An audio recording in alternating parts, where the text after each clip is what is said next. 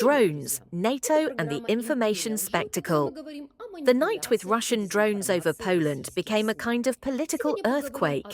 Several dozen drones, some of which turned out to be decoys without a warhead, were able not only to launch NATO fighters into the air and close the skies over Warsaw, but also to paralyze the information space of Europe for a day.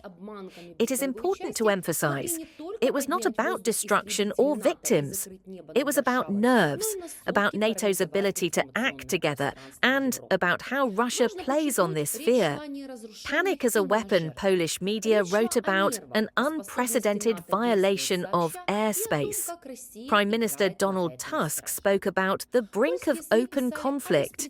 The British and German defence ministers rushed to make statements about a new level of hostility. But if you put emotions aside, the facts turned out to be different. Not a single drone carried explosives. Their fall could not lead to a military effect.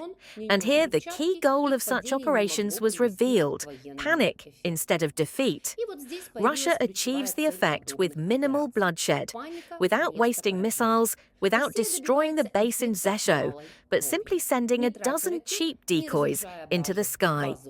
As a result, NATO spends millions on interceptions. Politicians talk about a possible Third World War, and Russian television savors the helplessness of the West.